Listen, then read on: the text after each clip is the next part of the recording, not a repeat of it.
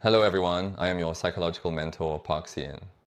Today, I will explain to you how to read books, focusing on the methodology of reading. The reason I'm making this video is that many people ask me a lot about how to read books. As for which books to read, this varies, because everyone's field of expertise is different, so there are books suited to each individual. Therefore, I intend to explain a general methodology for reading. So how should we read books? Here is the first tip. First, start by reading the easiest table books, those that are explained in simple terms.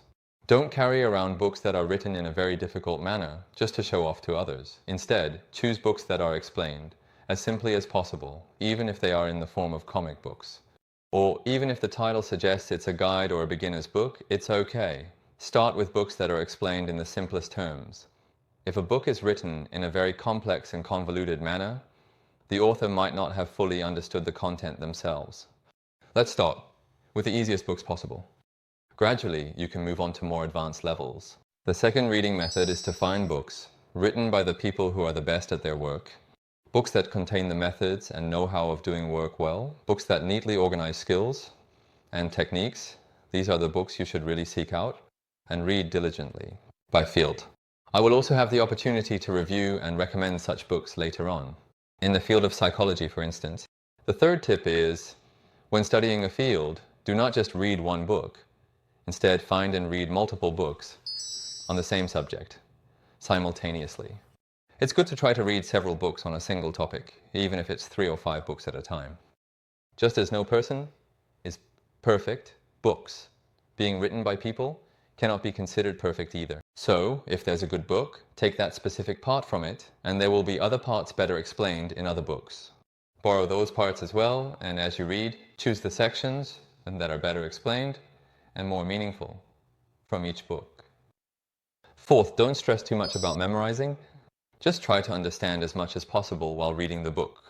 One of the reasons people avoid reading books is because they think they have to memorize everything. But reading doesn't require memorization. No matter how much you memorize, even if you have an excellent memory, you can't compete with Naver's Knowledge IN or AlphaGo. So, the issue isn't about trying to memorize. It's more important to selectively choose information from various books and see if you can apply it to explain things, as I've demonstrated in my videos. Therefore, don't stress about memorizing too much. Focus on whether you can understand it and convey it to others. Fifth point, I hope you develop the habit of reading books intensively over a short period. I want to read slowly, over a long period. The reason why it's not good to read little by little over a long time is that you don't get immersed in it. If you are not immersed yourself, you can't make others become immersed or reach a state of high concentration and focus with it. Therefore, if you want to study a certain field, you need the habit of reading books related to that field intensively over a short period, so almost obsessively. Well, even in my case, although I studied surfaces from a very young age, when I started earning money at 21, I was completely immersed and studied intensively. I didn't go out, I stayed indoors. I lost contact with friends, and my whereabouts were unknown. Did Mr. Park die? The kids probably said things like that among themselves. Since I didn't go out, I didn't answer any calls either. Being so absorbed and immersed like this, why is it good? Because when you read books with such immersion, you develop a kind of crazy confidence. These things start to emerge little by little, like your body feels itchy with excitement. When you reach a certain level of knowledge, you might want to test it out on others, like challenging the experts in that field. This kind of rising confidence will develop. So, I think this way. If you haven't become a major expert in life now, unfortunately, it's likely because you didn't develop this trait when you were younger. If you had completely immersed yourself in books and delved deeply into one field like crazy, for just 6 months, you probably would have wanted to talk about it to others. And what you said would have resonated, and successful people, even if you were still a novice, would have valued and recognized your dedication, likely giving you opportunities and increasing your usefulness. This is the 6th point, everyone. Make sure to sit down when reading a book. You shouldn't read while lying down. This is not respectful to the teacher. When I read a book, I approach it with respect and gratitude as if I am facing a teacher, always ready to be moved. How can you be moved while lying down? Right? There are books that you can truly bring to life, you know? If you read those precious books filled with know-how while lying down, you will definitely fall asleep within 10 minutes. So make sure to sit down when reading. Should you obviously use an MP3? No, you shouldn't. But listening to music with an MP3 while studying helps you focus so well, why would you stop that? It's because you don't know a better way to focus. It's unfortunate. I will explain this part psychologically later. Nietzsche said something like this: reading is a process of absorbing others' blood and bones, and I feel disgusted when I see people doing it carelessly. Nietzsche's words are always so harsh and strong. I may not feel disgust, but I do feel very sorry for such people. Read books not properly and respectfully as if you are facing a teacher. Your 7th tip is to unify the book with your body. When you look at the teacher's books, there are some that I read a lot. Those books have very important parts folded, so I organize them to easily find those crucial sections whenever needed. I think this way about this part, and the author's thoughts are very correct. And like writing to my son, I did this even before he was born, saying, "This is what your dad thinks." This author is truly an amazing person. The parts that dad always talks about, this person has expressed them in this way. In this manner, and from a certain point, it seems like this person missed the mark a bit. Or it seems like a ghostwriter wrote it instead of this person. So don't read from this part onwards. In this way, he didn't underline neatly, but just drew lines straight across, marked with stars, saying it's really important and that this book must be read 10 times by descendants so that they can recite it fluently. In this way, he even rated the value of the book, and he did such a good job with these things that I feel like the book and my body have become one. So, to tell you about one of my tendencies, I really dislike it when others borrow books from me, and even if they ask, I don't lend them out. The book is like a part of my body, a kind of mentor in the art of creation, and the one who taught me that. Because of this, I can't even imagine giving it to someone else, so for reference, the only people who can borrow my books are my wife, and not my son, because he's too young. And my parents-in-law, so there aren't many people. However, some people cherish books so much like this. They don't underline anything, don't fold pages, and keep them carefully as if they plan to sell them to a secondhand bookstore later, but that's not the way. You should organize a lot so that you can become attached to them. Treat them like an extension of yourself, and integrate them so you can easily find important parts to refer to. That was the 7th tip, and the 8th tip is to read as much as possible whenever you have the chance. Make an effort to keep reading. Don't say you don't have time, just to make time and keep reading. You must do so. In our country, the fact that people don't read enough books is a real problem, and even teenagers are reading less. At the very least, set a rule to read every day, even if it's just when you go to the bathroom, and then reading a few books a year will naturally follow. Whenever you have a chance, make it your first priority. In my case, sometimes, when I go to give lectures, I ride a bike, and even when I'm riding, I wear a helmet like this. Then there's a shield, and I want to stick summaries of important books I've read so far inside the shield with post-its, but I don't do it because I feel like I might die. Instead, I made a joke once. Everyone says I look like a robot in the videos, so I make jokes occasionally. Normally, I make my lectures very entertaining, but please understand if I seem a bit awkward in front of the camera. Here's your 9th tip. Don't read novels like fantasy or martial arts stories. Some people might say that reading fantasy novels will enhance creativity, right? I don't think so. It will only increase your tendency for daydreaming. In fact, I consider reading fantasy novels a waste of time unless you become a fantasy novel writer and intend to deeply move people. If you aim to bring joy, then you should read them. However, if you're not planning to make it your profession, it will be a waste of time. But do watch Harry Potter. I, as a teacher, found Harry Potter really enjoyable.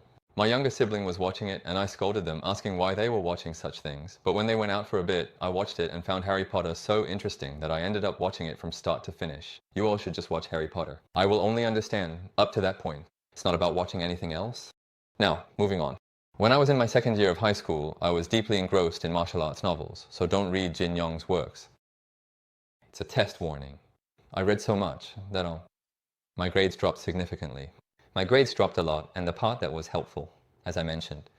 All the great figures on Earth go through the stages of meeting and reading and practicing, as I said. Check the previous video. There is a meeting with a mentor. That young kid meets an outstanding martial arts master, then receives some kind of training, gets trapped and chased by villains, ends up in a cave, becomes deeply immersed in training immense internal power, and delves into the world of reading. By the time they turn 20, they become an incredible master, emerge into the world, and demonstrate such remarkable power that they can command the attention of the martial arts community with the peak skills of a martial arts master. It's the same story. Only the title and the protagonist are different, but it's all the same story. The teacher is saving you time right now. Your time is just a world of encounters, reading and practice. And finally, the 10th. The 10th tip is to visit large bookstores as often as possible. I hope you do, because buying from online bookstores is good, and even if it's 10% cheaper, I also use them a lot, but in online bookstores, you can only know about the books that are heavily marketed. However, if you go to large bookstores, there might be books written by hidden masters. In each field, there might be hidden masters who have written good books, but because they didn't spend on marketing, we couldn't know about those books from online bookstores. If you choose such books, you might accidentally gain tremendous power by obtaining a valuable book on how to excel, written by those hidden masters, and you will completely differentiate yourself from others.